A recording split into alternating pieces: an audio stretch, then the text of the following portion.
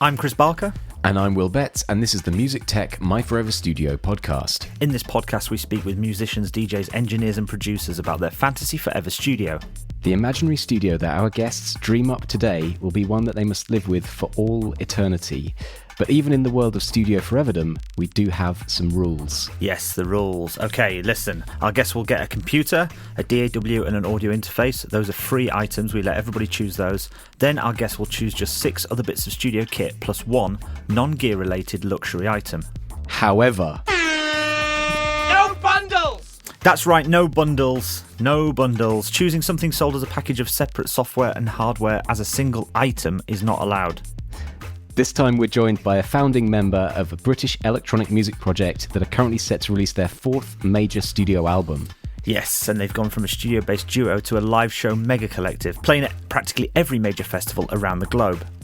Their catchy earworms are already looping in my head, so let's crack on and see which 6-item selection will make it into studio eternity. Yes, let's do it. This is My Forever Studio with Jay Lloyd from Jungle. Welcome. Welcome. Woo. How are you guys doing? You good? Very good. Thank you so much for joining us today. So, I mean, before we get to building the studio, let's do a little sort of studio and gear-related history of Jungle, because you guys were friends for a long time. And like, when did you first start like making music together? And feel free to be talking about this in a real nerdy gear-related sense or a music-making sense, because I'm sure you've done that kind of history of the band many times in interviews, and we're not after that. Fair enough. Yeah, okay. I mean, yeah, well, it depends how far back you want to go, but we sort of started, I started recording music when I was about 14, which is about 20 years ago, 19 to be specific. And I started on a Logitech USB mic, one of those little things, and we had a family PC. We got a copy of Fruity Loops on the front of a cereal box. And I whacked that CD into the thing and loaded Fruity Loops up, and that was how it all began. And we had this little USB mic, which was kind of super cool. I remember that at my dad's house when we were about 14. We'd sort of go in and we'd sort of record the sound of someone smoking. The lighter would go, and we did this, and then we'd quickly dash outside because we've set this sort of piece of paper on fire or something or whatever. And that was our first sort of sound effects, and sort of the first time we fell in love with the idea of Foley and using things that weren't instruments, so to say. So that was So FL Studio was kind of the first. Yeah, definitely. Like going in down this sort of electronic road and. But I think only for a week or something. Okay. And then eMagic. I mean, that shows my age there, right there. Yeah. Which is Logic back in the day before Apple bought it. Had that on PC and was starting to work with that. They were sort of teaching that in school, which was kind of fun. And then, so sort of sat around there for a bit, and then it developed. And if you kind of, over the years, kind of collecting bits of gear, had some really rubbish monitors. What were the most important bits of gear early on, like that changed? I mean, I guess switching from FL to Logic was a bit of a change, For sure. I mean, the first bit of gear that we got that we were like, oh, wow, was probably the Prophet 8, the Dave Smith thing. Mostly sort of James Blake inspired, I'd imagine, at that time. And this was recording the first album, so, it's 2012, 2013. I remember we drove to Bristol to get it, and it was like, getting that thing back was just like, wow. It was the first time, we'd actually kind of saved up some money and had spent some money on an actual synth. When you begin, you ain't got any cash to do it with. And was that the controversial version with the endless rotaries, or was it with with the actual pots on it? Oh, I think there was endless rotaries on those ones, if they were the early ones. Yeah, there was a lot of love-hate around that, wasn't there? They actually made a follow-up, right, Will? Like, with pots, because people were like, they couldn't be dealing with endless rotaries. Yeah, I think they listened to the forums a little too much there, potentially. Yeah, they got into it. But there was amazing brass patches. That's what that Prophet is really, that sort of cut off half the way up of that sort of bitey little brass patch, which sort of made it onto, Busy Earning and some of the tracks, well, most of the tracks on that record, really. The sort of organ, sort of brass synth was sort of the staple sound of the chordal elements of. So those earworms that we mentioned in the intro, that's Prophet 8, that those melodies are on, that like everybody knows, in your first debut album, all those songs that were really hooky everywhere. Yeah. That's Prophet 8. Yeah, wow, that's amazing. Yeah, I mean, well, not necessarily we get into the busy earning horns, which is a whole another thing, which is basically a mouth trumpet tracked 1 million times and tuned and to create a little brass section. Okay, so it's so not. that- Yeah, okay. It sounds like someone playing kazoo. It's just basically me doing with my mouth. No way, that's great. Amazing. Yeah, a lot of the horns are all done with just sort of pretending with your mouth and giving it a go, stacking them up. I remember we did a track called Julia, and we'd heard this Justin Timberlake song, believe it or not. I think it was called Push a Love. It was sort of this 2020s album. He had like 1 or 2 kind of all right tracks on it, and one of them was that one. And it had these really cool chords that we sort of really liked, and we sort of tried to make our own versions of those and stack them up with mouth horns, essentially. But it was sort of a secret. We didn't want anyone to know at that time because we thought it would be a bit like embarrassing, you know. You would never know. I honestly thought it was sort of synthetic, maybe with a sample of something in there. But Well, we got this plugin which is basically the secret jungle source, and if you want to sound like jungle, then use that Maserati plugin, that Waves plugin. That's what sort of went on sort of a lot of everything, really, in a weird way. It was sort of had this like, I didn't really know what it was back then because I've learned a lot over the years, but essentially it was saturation, a little bit of compression and a chorus, mostly really based on that Boss classic C1 right, yeah. pedal, which we eventually got, but it never ever sounded like the Maz. We used to call it Maz. That's not to like give it away, you know, stick the Maz on it. We really didn't want anyone knowing. Before we get too much into more amazing gear stories, let's surround that with building this dream studio, because let's see if the Maz makes it onto the list. So first thing we've got to do before we start on the gear, though, is think about if you could have a studio anywhere in the world, where would you put it, and why, and what would it look like inside? Like, what's the vibe? Not the gear, just the vibe, you know. Oh wow, yeah. I mean, this is basically what I spend my whole life doing. Yes, so yeah, us too. That's why we did the podcast. I'm glad you asked the question. I've been working on kind of making the most amazing setup, or trying to put your space in the most amazing space. And I kind of think that we've been talking about this with a lot of people. I mean, LA has to be sort of included in it, because I feel like if you want to be a producer and you want to be working, like, everybody just rolls through LA, and you end up in rooms with people that you're like, what? How the hell are you? Like, can my mate Jay-Z roll through? You're like, do you know what I mean? And I think that LA has definitely got that energy. I think like the sort of top artists are there, the artists that are coming through are all coming through there. So like, if you want to be working with people, it's a great place to be. And obviously the sun is out all day. So to start with, I think my studio is, it's got a lot of the natural light. I like to kind of, I think, I did work in this one Airbnb, which was close to it. I sort of set up this thing. It's sort of on top of a hill in LA, 360 views, believe it or not. I'll show you the pictures. Amazing. And the sun rises and comes through, but you can see out, you know, you've got this view, but you're not near anybody, so you can make sound. You know, the worst thing in the world is having a neighbour or worrying somebody's listening on you when you're doing something stupid on the mic. So sort of kind of isolated with a view, so you can think about stuff. You know, when you're up, you know, when you're on top of a mountain or by the sea, you're just like, you think clearly. It's really, really important. So yeah, up on the hill. If you want to be a bit different with it, you'd be by the sea. If you want to be a bit more tranquil and not bothered. I mean, this is your forever fantasy, so It's your you know, call. you lock in whatever your location you want. I mean, Well, I actually think that I would probably be by myself then, by the sea and a lot more in nature, because sometimes working with people is a pain in the arse, especially when you're being creative and you kind of want to do it yourself and just be in the zone. So yeah, I put it by the sea for the moment. so like, what's that, Malibu or something? See, then we're getting a bit wanky with it, you know. Here he comes, and there's something that I just can't. Well, you know, maybe go and stick it, because you're by yourself and you're not worried about working with other people. Then you're going to go and stick it maybe somewhere kind of off the map a little bit. It could be anywhere. But by really. the sea, I think so. You could be in Spain, Portugal, Mexico. You know, Hastings, Blackpool. Cornwall, wherever. Do you know what I mean? I think it's got to have the sun, so I think you can't really be. Okay. Sorry. I mean, my mum's from Rochdale, so sorry anyone up north. I mean, it's hot everywhere today. You got that one day, but yeah. Okay, Yeah. so So we're somewhere by the sea, but not too wanky. So not like Malibu or Venice or anywhere like that. You start losing the plot there, don't you? Yeah, that's true. And if you're not working with other people, so yeah, I'd have that. It'd be sort of 360 views. Well, we got to press you on an actual answer though. We've got to pick a spot because we need to lock this in for foreverdom. Yeah. Yeah, let's go somewhere obscure in Mexico. You know what I mean? Oh, Just nice. So Okay. just so it's got a little bit of glamour to it, but it's not too glamorous. Yeah. And Mexico's lovely, and the people down there are amazing, and they're really lovely. So that's a good thing. Not too much of a jaunt to LA compared to, say, Yeah. Spain or wherever. Do you know Nice. what I mean? Yeah. It's All right. slash calls. Yeah. And what about the vibe of a studio on the inside? Like, you must have worked in a lot of rooms. Yeah. It can change how you work, can't it?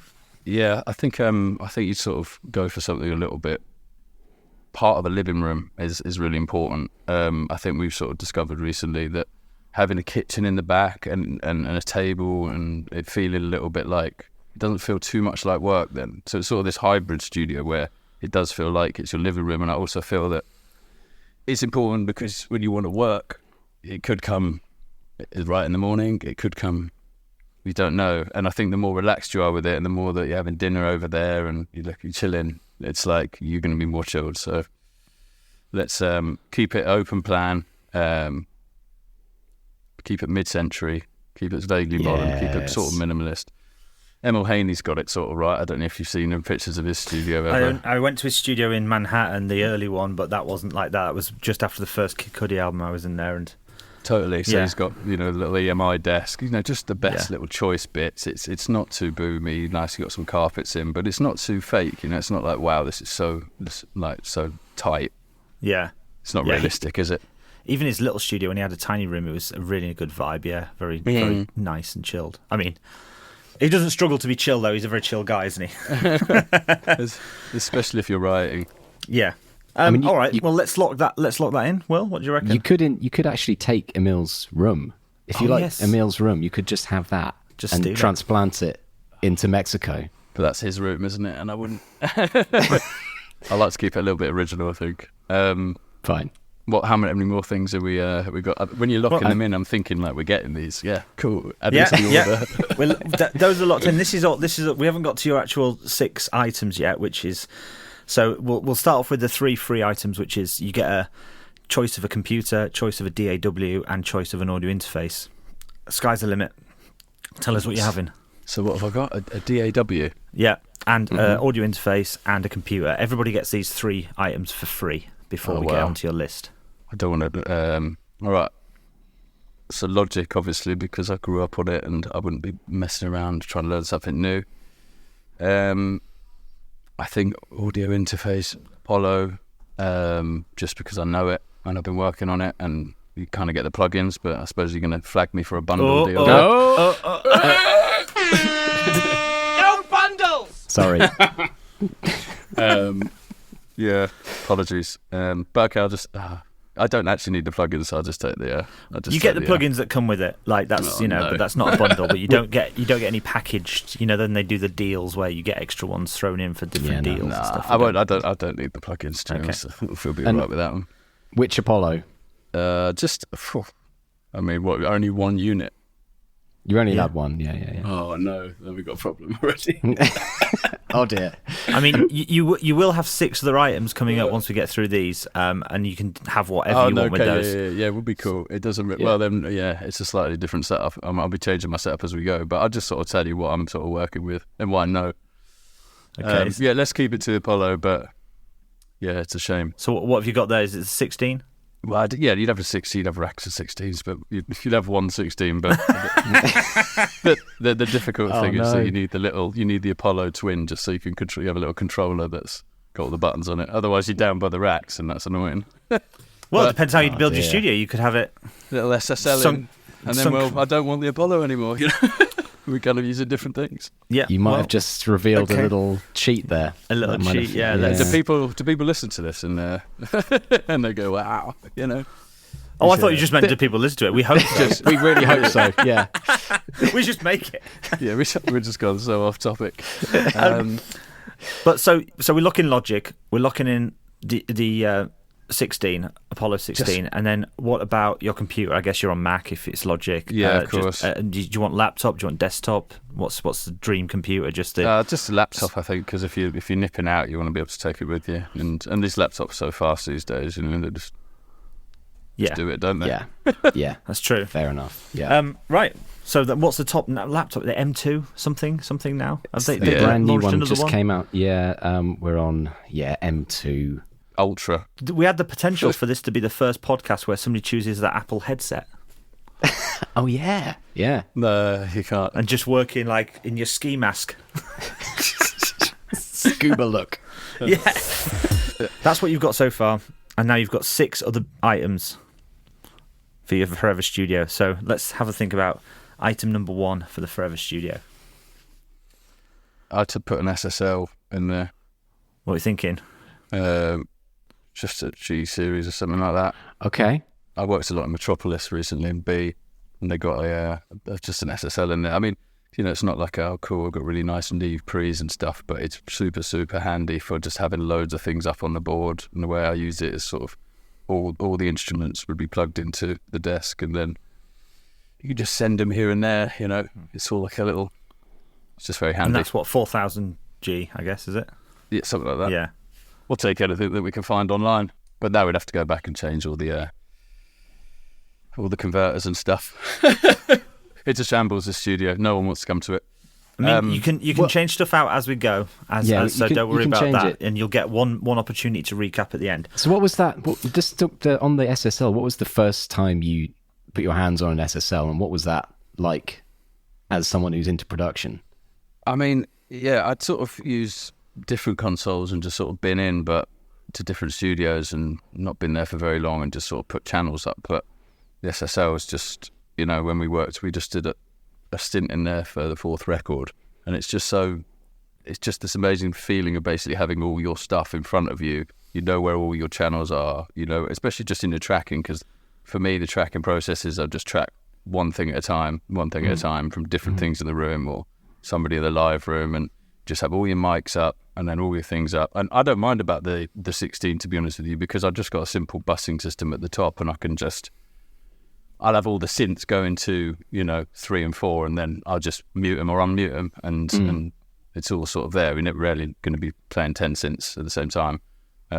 So yeah, I just love the versatility of it and how kind of clean it is. And it's, you know, I've been in, you know, older studios like Valentine in LA, which is like preserved from, you know, in 65, everything's like an MCI desk, but it's just super noisy. And like, I think you kind of just want that moment where you're like, okay, there is no noise on that channel. And if not, you can trace it. I don't really like it if the desk's slightly noisy or buzzy, because then I'm like, is that on the synth? Is that on the guitar? I'm chasing it around. Oh, it's just in the mix bus. Great. Yeah. Anyway, we digress. No. Well, I mean, this is what we're here for. This we're here is the stories. So, the SSL thing, it's the classic. Yeah, it just sounds like a record. Loads of records have been made on it. It just sounds great. The little the bus compressor obviously is just a little treat in it, especially if you're struggling with a track. You can just be like, oh, it works. And especially if you've only got 6 items when you're building a Forever Studio, it's kind of a bonus feature. Yeah. Well, okay, let's lock that in, and let's move on to item number 2 for the Stream Studio. A U47 Neumann microphone. It's just such a beautiful microphone, and just whatever you put in front of us is going to sound cool. Obviously, we can't pick. I don't know what preamp I'd have, but have some nice old preamp. Does that come with it? Or is that second item? No, already? Nothing coming. No bundles. It would have to be your third item if you want to. I don't want to hit you with the air horn again, Josh. Yeah, smash me with it. Yeah, we'll just take the mic on its own. So again, as we'll ask with SL, when was the first time you encountered the Neumann? I mean, it's a legendary mic, isn't it? But if you start getting to the right sort of studios and stuff, you start to see them, and you start to see vintage ones and stuff. And you know, at Valentine is a good example of somewhere we used a really like a pristine 70s one, and it was going through a MagnaSync, which is like a little 4-chan mic, pretty old school. And it's just, yeah. Well, I want to go back and change the item now from the other thing. I want to go back and change the desk. Yeah, Do it. Change the desk. change the desk. Let's, yeah, because basically, I'm going to tell you that the MagnaSync is just this sort of one gain. It's just like the Neumann goes in and it goes, cool, we're on. Like, how much do you want? You know, there's not really much, and it just sounds amazing. I like the big sort of, excuse the pun, the big knobs. Yeah, quite right. And that's just talking about those UA consoles, and I suppose I'd probably swap out. You know those little old UA consoles, like eight channels, and they're just Bakelite knobs. yes, Across them. yeah. Valentine has one, Room B in there, and it's in pristine. Putnam or whatever they're called, or what? The original Universal audio stuff, isn't it? Yeah, they're amazing desks, but that's if you want to get rid of the SSL, then you'd have one of these little, about £250,000. But there's something so beautiful and scientific about them. It's sort of the era before the 70s, 60s, and 50s, where like music was getting made in such almost a kind of scientific fashion. you know? It was definitely like Lab coats. Yeah. yeah, and there was a simplicity to that, and all the knobs were big, and it was very like cool. Which you just switch it on and you turn that on there, and it really works. and it was dangerous because like there's so many valves and so much power on everything. Do you know what I mean? So like you had to know what you're doing because you could literally blow stuff up, or it wasn't like now.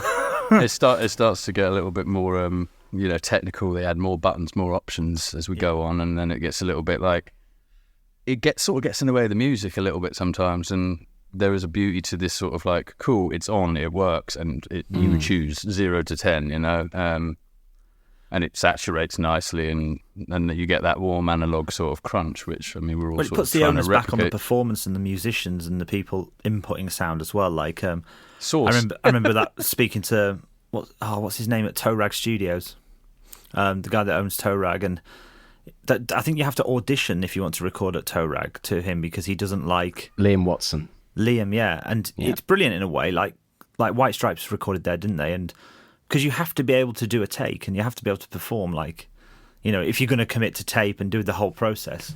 So it's just it makes you kind of think about music differently, and for sure. it makes it about the performance, as you said, and how good the singers are and how good the drummer is. Like an amazing drummer can make a rubbish drum kit sound amazing. So. That's the trick, I suppose. But anyway, we'll go with that UA thing because I'm going to try and make it really, really functional. So we're going with an original Putnam UA desk, are we? Yeah. Basically the 610, the UA. Oh yeah. So we're gonna drop that in instead of the SSL. Yeah, because it's cooler, isn't it? And it's nicer, and it's a lot definitely more. cool. That's very so cool. It's and they're very simple, and it's just like turn it on. Is it working? Cool. Let's go. Right, so we've got item number 1 as the UA610 instead of the SSL, and then we got the U47 mic as item number 2. So that takes us. We could actually go. Change that Apollo to a little 8. So we'll go because we'll be in line then on the console. If we've got an 8 channel UA console, they'll just go line for line, and we'll be happy days. Okay. Love it. In fact, nobody cares about that change. No. From a 6 to an 18. We just know what's coming. Like you like this is going to change so many times. I can tell already, and I'm excited about like you getting stuck as we move down the items. So, item number 3. Let's see what we get here. Wasn't it? We got the 610, which is the Universal Audio console. We got the Apollo. We'll just use the just because it's Universal Audio, for the interface. Go in line with it, and then we've got the 47. Yep.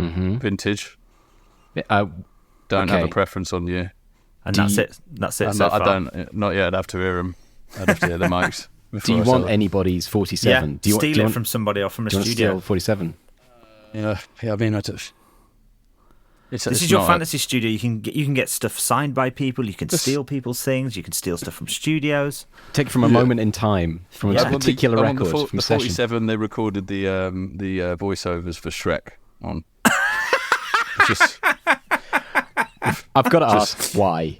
It's just for fun, Right? Do you know what I mean? Just purely because Shrek. Just so you can scream at session vocalists. Go, it was good enough for Shrek. Yeah, It's not. It's your take. it's a good film, isn't it? It's Yeah. a good film. Okay, next, what's up? So Great. I like this Shrek mic. That's good. Yeah. Have it green, have it painted green as well, so you just ruin the outside of an original Wow. mic. You could even put little ears on it. Sacrilege. Yeah. We should, yeah. Oh god. Putting googly eyes on mics is a funny thing. We should do that. Anyway, We should do it. Well, hang on. What mic are you recording with right now? This is 1149, I think. The new one there. Nothing. It's all right. It's M149 actually. Sorry. it's no Shrek mic though, is it? It's all right. This is the mic that scared me away from these sort of mics, because we got this just before the second album. Like, yeah, we're gonna buy a mic. We're gonna buy a serious mic.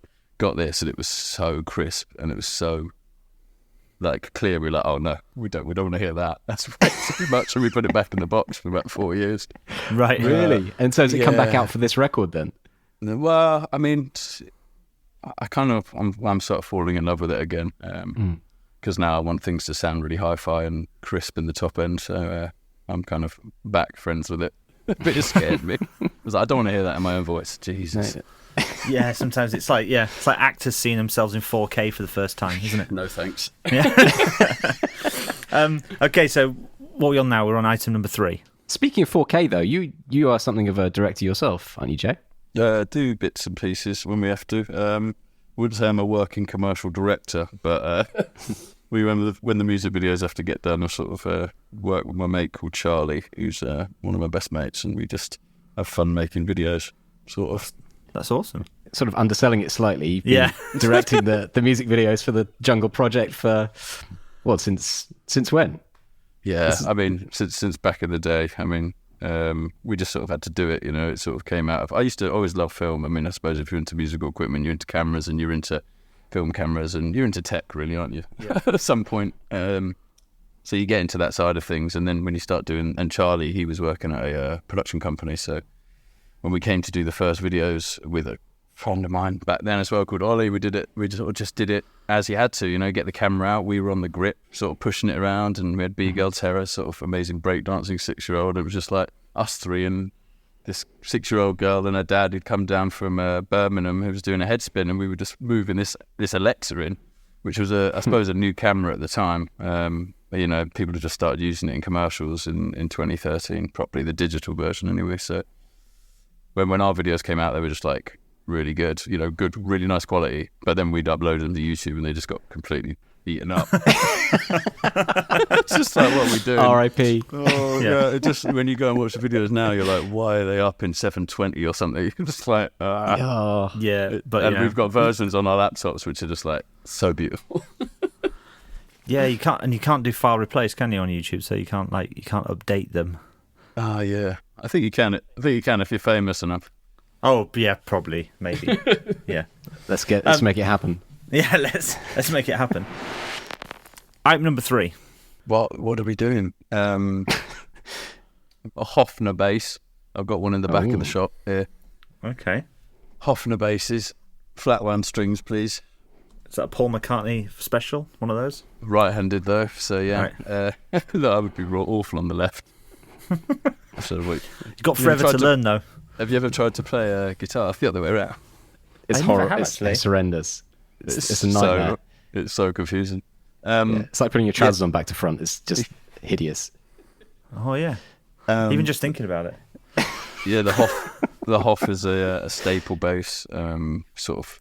I basically was in Sound City.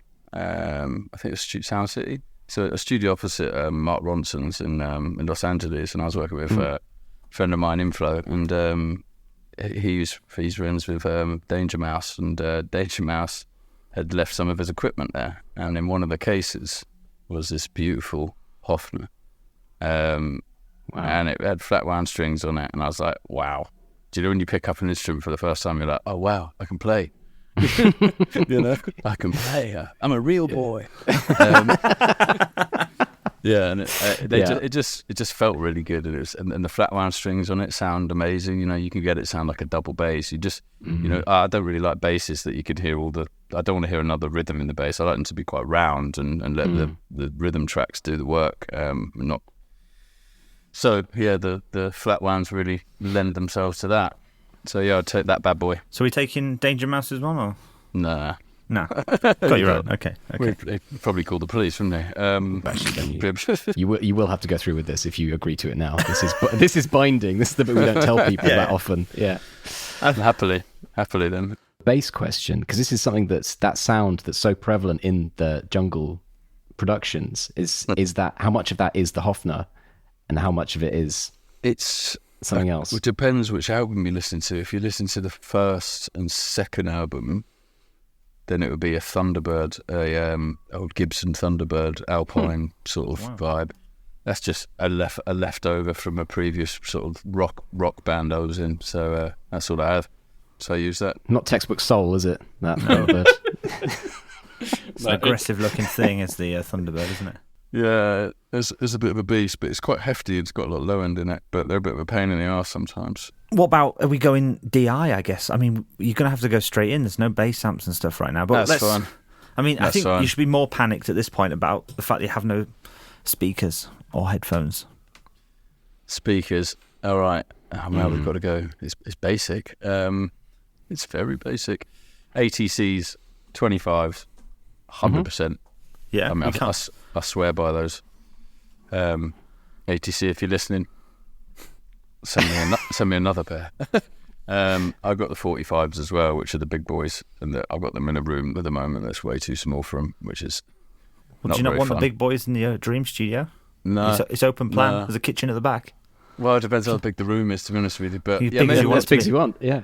yeah, go on. We'll have the big boys just so we We can upsold the Dream well. Done. Upsold the Dream. That's fair enough. So when was the first time you heard the ACCs? Because like monitor choices, there's certain producers and engineers and artists that switch monitors quite often, or more often, you know. Yeah. Once they're able to, they're quite. I know a few people that are quite easily swayed by the layest new thing, and there's other people that swear by one monitor for their entire career. Where'd you sit that? I mean, I had Neumann's. I basically started on Yamaha. What's the HS20s, HS10s with the white. HS50s Right at the or beginning. HS80s, yeah. Yeah, something like Yeah. that. Just a cheap monitor, but they're good. They're all right. And then I jumped up to a Neumann 38, or what they call KH 310s or something. Lovely. The Klein and Hummel ones, yeah. Yeah. Yeah, they're kind of like that big. And then ATCs after that. Yeah, I mean, the ATCs are just, they make your song sound good straight away for some reason. They just make the music sound really good. And if you turn them up, it's like you put whatever you want down and it already has like a feeling like it could be really good. And I think that monitors that sound great keep you much more addicted to the music, you know, and in the music, you know, because if it sounds straight good when you just play a kick drum or something like that on a sample pad or whatever, pissing around, then you're more likely to be like, yeah, wicked. So those are good speakers. Thank you, ATC, for making those. Well done. So did you audition many, or did you hear them somewhere else and No, then go, what are these speakers? I need to get myself a pair. I think I'd started to see them in studios, and you start to kind of go, okay, cool. You just start thinking, every time I'm in the studio with those, I really enjoy the process and like it's exciting. And I think there's a place in America, and I kind of went in, and they actually had the 45s, and I was like, I was right in there, and they just sounded so subby as well. They sounded like you're like in front of a small PA, but like tight, you know, and nice, and not too kind of crazy. And that moment, I was like, yeah, these are amazing. And then I sort of saw a lot more of the 25s around, and you know, studios started buying them in a lot more. I think definitely over the last 5. Well, I don't even know how long they've been around. The SCM 45A Pro came out in 2015. What about the 25s?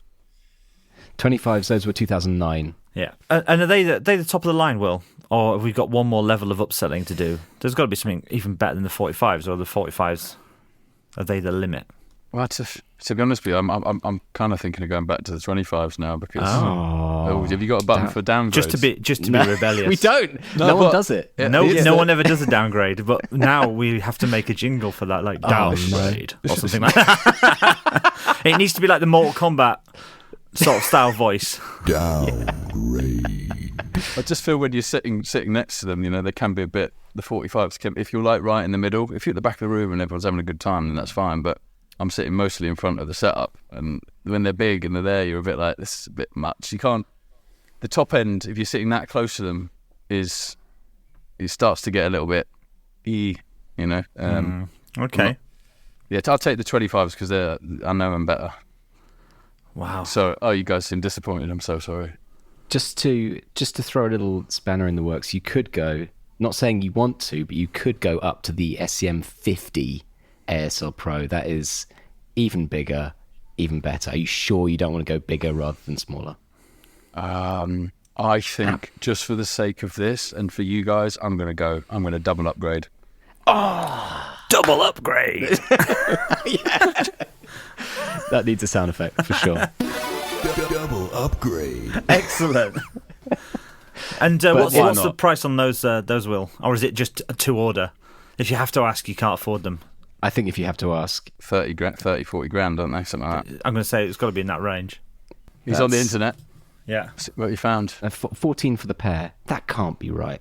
The 45s have got to be. I love the fact that 40,000. That's too cheap. No, it's 14. No, 14,000. Oh, for a pair? For a pair. What are the big boys? The actual, like... Sorry, my mistake. SCM 300. Oh, here we go. ASL Pro. There we go. That's what we want. That's an expensive speaker. There we go. But how expensive, Will? Tell me how expensive is it? Christ. How much of the money? Oh, here we go. Right. Here we go. 41,000 There we go. pounds. Yeah, that's the one. For a pair.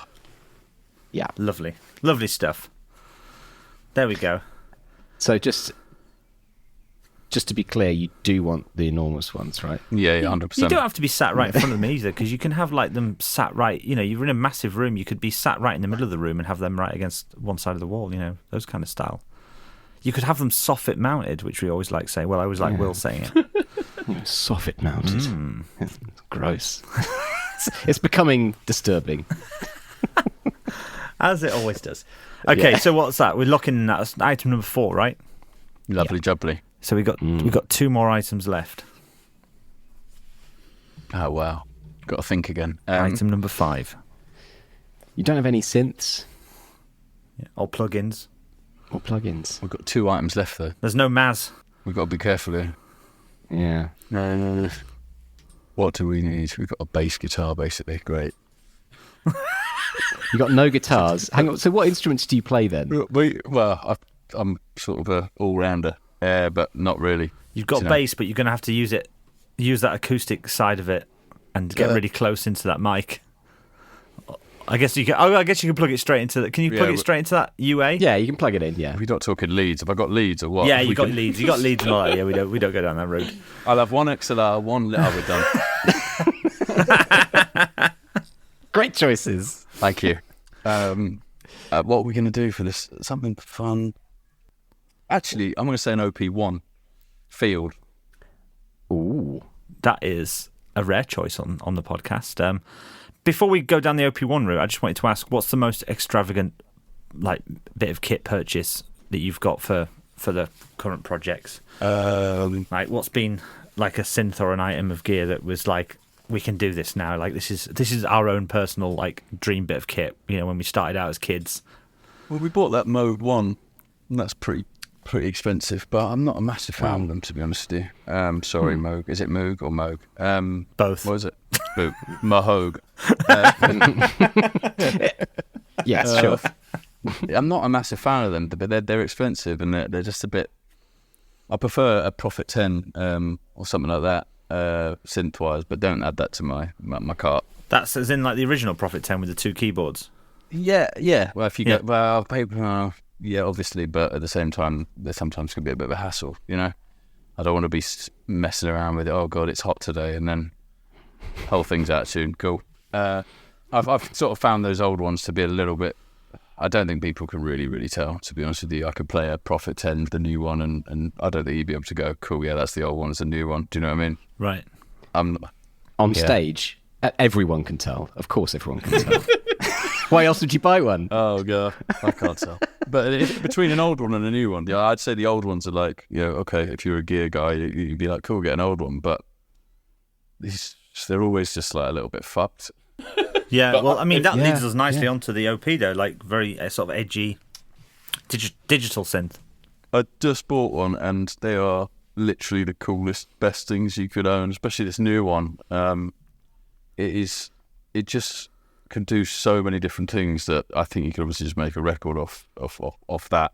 Like, if you just put me in a room with that, you did do the vocals on the thing, OP1, and then bass. If you did bass guitar, you just do the whole thing on that easily. Well, that works perfectly for this setup, doesn't it? 'Cause Yeah, well, it's just got, it's got a little tape machine in there. You can sample vocals into it. You can flip stuff. It's got synths. It's got drum machines. It's got arpeggiators. It's got tape. You can just play stuff half speed. It's basically a studio in a tiny little thing size of the keyboard. And I mean, they're expensive when they come out. They're like $2,000. These new ones. Everyone online's going crazy about them. Oh, it's so small, but to be honest with you, you get rid of it. It's also my MIDI keyboard now, so it's quite a good hack, actually, isn't it? It's like a good hack for the podcast because, solves a lot of problems. it does solve a lot of problems in this current desert island sort of situation you place me in. It solves a lot of problems with these problems that were created by us on purpose. These first world problems of us in this fictitious studio. Well, But yeah, I'd lock that one in 100%. Yeah, that's a cool choice, and that brings us to your final item.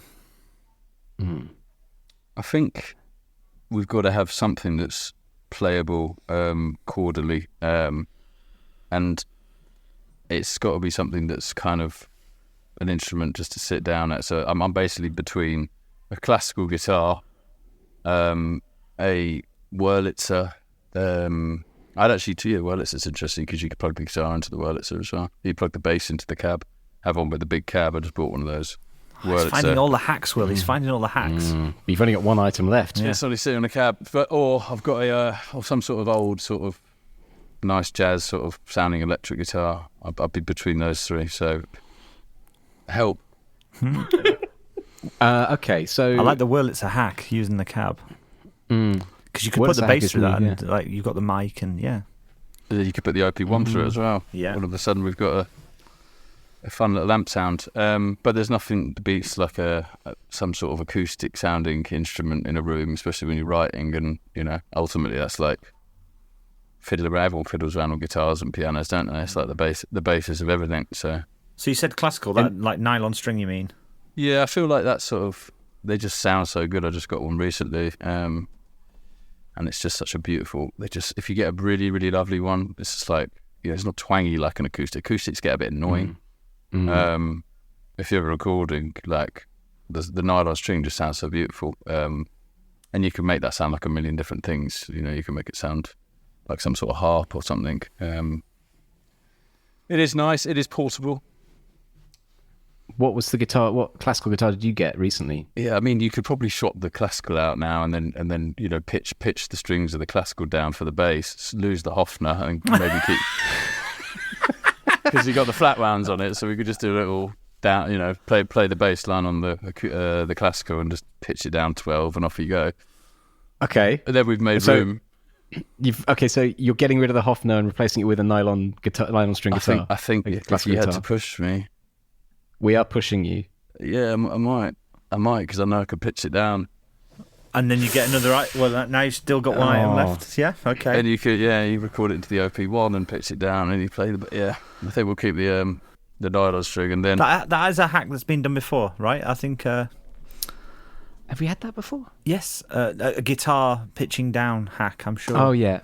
well, it's just, why would you take 4 strings when you could take 6? You need the I've got a 6. tattoo that says that. And then the last item is the Wurlitzer, I think. That's nice. With the cab, we'll take the cab for the hell of it. Yeah. I'd have the cab, and then you sit down at that, play some lovely stuff. Means you can just sort of jam acoustically in the room without using any electronics. Nice. Well, So what's the story with the Wurlitzer then? Because you start.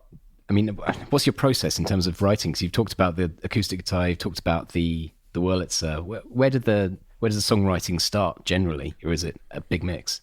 Well, it depends what it's for. I mean, if it's for jungle, then you probably start with some sort of beat or some sort of sort of upbeat things. I think we got kind of into jungle in the second record. We did a load of kind of slow ballads, and then we're like, we tried to play those all live, and that was just like the most boring thing ever. And then we're like, okay, let's just keep it upbeat. And then, so it sort of starts mostly with the drums and the groove and bass and sort of whatever's fun and lying around at that point. But if you're sort of working with somebody else or an artist, then you kind of probably got to look a little bit more professional, like you've thought about the process. Even though I don't necessarily like doing it that, and with Jungle we tend to do it as much more collage. Melodies will come from wherever at any point in the process, and you sort of got to follow the natural flow. But most people like to see that you've got your head switched on, you've sat down like John Lennon on the guitar and thought about the chords and the structure and all these like lovely passing chords which resolve. And then you got your pad out and you've penned this amazing set of lyrics, which really means a lot, and then they kind of take you seriously. So we've done it properly. Yes, yeah. I guess the old songwriting technique. Yeah. Well, before we do have one last item, but it's not a bit of kit. It's the luxury item, which is something in your studio that you'd like. And again, Fantasy Studio, sky's the limit. But before we get to that, if Will can do us a little rundown of your current setup, have a listen to this current studio that you've built and see how this sounds. Okay. You're on a hill overlooking the sea in Mexico with a 360-degree view. The vibe of the studio is open plan, mid-century living room with a kitchen at the back. You've got space to live in it. It's beautiful. Your computer is an M2 MacBook Pro. Your interface is a Universal Audio Apollo X8. I'm tearing up. Your door is Logic Pro X. And for your 6 items, you've chosen the Universal Audio 610 console, a Neumann U47 used to record the Shrek voiceovers. I'd so forgotten about that. Brilliant. A classical guitar with nylon strings for both bass duties and for guitar duties. Your speakers are a set of ATC SCM 300 ASL Pros. Oh, I'm sure. Your penultimate item is a Teenage Engineering OP1 Field, and your final choice is a Wurlitzer 206A student model with the built-in speaker cab. Nice. How does that work for you? Yeah, I'm going to switch some things up. Go on. Yeah, we got something was annoying me in that. There's two things of it. The speakers are too big. They're annoying. Okay, change them. Yeah. You're not gonna. You just got to go for the 25s. It's chill. Fine. But let's pretend for you guys that we actually did the 50s. So it's like wow. No. We go with what you want. It's your choice. You've made a tidy profit there. We've sold them. Yeah. I'll take the cash, thanks. Yeah, exactly. Yeah. No, the 25s I think is more sensible, to be honest, and it's just a workhorse. And I think that we're going to have to swap that Wurlitzer out for a synth, I think, because you can plug the synth into the thing and you can have loads of sounds. You can have a whirly sound on a Prophet 10, so I'd go for a Prophet 10. Nice. I think I'd just go for a Prophet 10. I'm a long-standing fan of the Prophet selection, and a nice throwback to the synth that started it all, the Prophet 8. So. Yeah, there we go. Look at that. Exactly, lovely. Sorry about the confusion. No. Confusion is what this podcast is all about. So let's go on to your luxury item. So this can be something else you'd love in the studio, Fantasy Studio. Not a piece of studio kit. Could be memorabilia, could be art, could be... I'd have Rick Rubin sitting at the back on the sofa. Oh, you can't have Rick Rubin, can you? What? That's your luxury. I don't think you're allowed people. I think can't have people. Why Can't not? have people. What? Okay, so hang on. Why do you want Rick Rubin at the back of the room at all times? Because it's fun, isn't it? Because then as soon as you start overthinking it, he goes, think about the art. And it would be like those having those, that Brian Eno did the cards, didn't he? Yeah, like oblique strategies kind of thing. Yeah. And obviously Rick Rubin's just put out that amazing book, so shout out Rick. But I don't know if you read that book. It's really, really good. You kind of just need him there to kind of sort of be asleep, weirdly, like legs crossed, back of the room on a beanbag, Just like, Well, what we should make, like loving everything you make. What this luxury item is really, because if you can't really have people, but what you could have is a Rick Rubin ready friendly area, a beanbag, all the things he likes. What about this? Does it have to exist, the item? No. Can we make it? Oh, okay. Well, we just get some sort of Tesla robot with a Rick Rubin sort of skin on it, with program with some Chat GPT, so you can switch him off at night. Do you know what I mean? Yeah, okay. But you know just so when you're trying to sleep, he doesn't come in and go, think about the art. It's, I'm trying to sleep, Rick. Just... He goes, is there any room in there? I'm lonely. I'm lonely. Hey, Jake. Roll over. Oh, my God, switch him off. I've written you a love song. That's amazing, yeah. It's like Megan, that doll. Yes, yeah, exactly, yeah. Okay, I think that's great. Sort of a Tesla Rick Rubin bot. Yeah, just to check. Just when you're doubting it, you turn around and he goes, trust yourself. And you're like, yes. Don't think about it, Morty.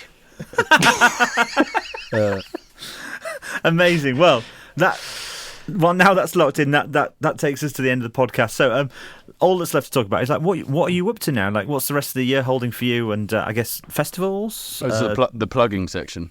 Yes, the plug-in section. No plugins, no bundles. Yeah, no bundles. What are we up to? We got All Points East coming up. Our only UK show this year, which is basically the debut of the new show, which is going to be a little bit more pumping than it has been before, which is going to be fun. It's going to be a real party. And then we go do some shows in America and do some shows in Europe, and then we kind of come back to the UK next year. We got the album, which is out August the 11th. Don't quote me. I've probably got that wrong. And good times, really. That's about it. Go buy the record. We got all the dance music videos coming out this time as well as a full film, which has been quite fun to put together. So there's a sort of video for each song, and they all join together seamlessly, which is lovely. Amazing. So, and have you directed this as well then? Is this you, or is this... Yeah, well, we've done this really cool thing actually with WeTransfer. It's quite techie. So that's coming out as a song called Back on 74. And what we've done is we've got this interactive video, which WeTransfer and a company called Nexus have sort of partnered with us on.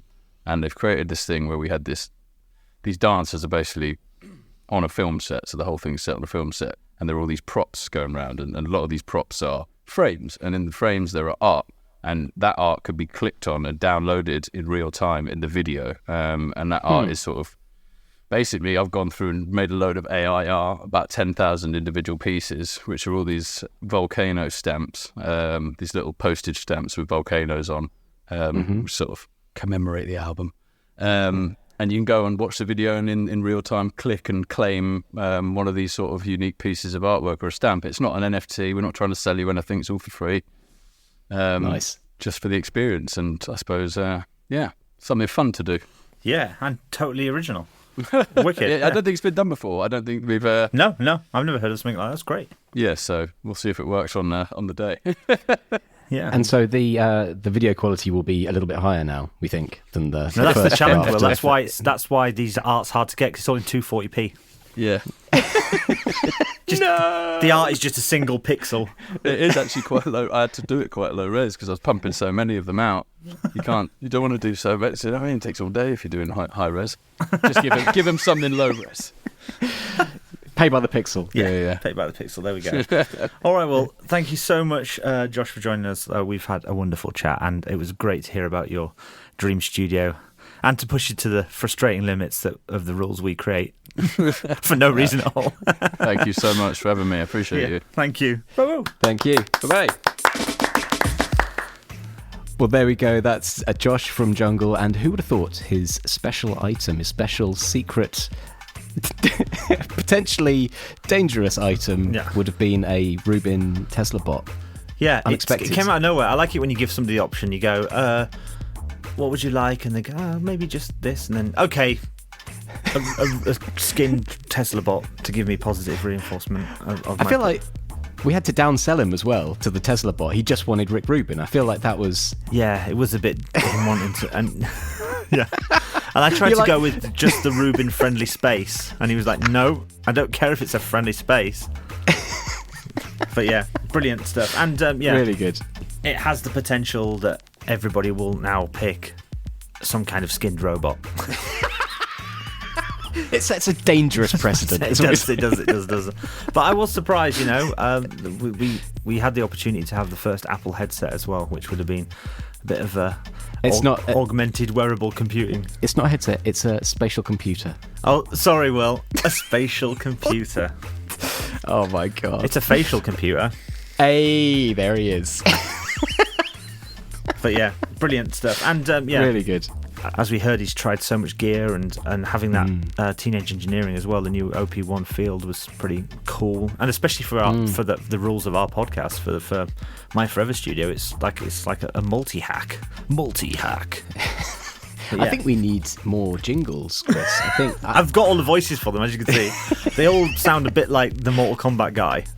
I like the fact that you think that it sounds like the Mortal Kombat guy. I'm turning it down, Oh yeah. Obviously, it's the Mortal Kombat guy now.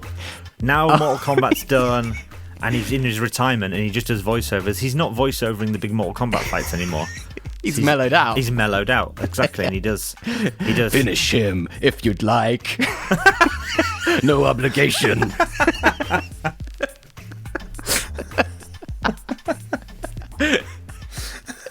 But you do you. You do you. That would be great. Live, laugh, love. That would be great. Get the Mortal Kombat guy to do positive voiceovers. Yeah. Anyway, all that's left to say is we will see you next time for more adventures into Studio Foreverdom. Goodbye. Bye-bye.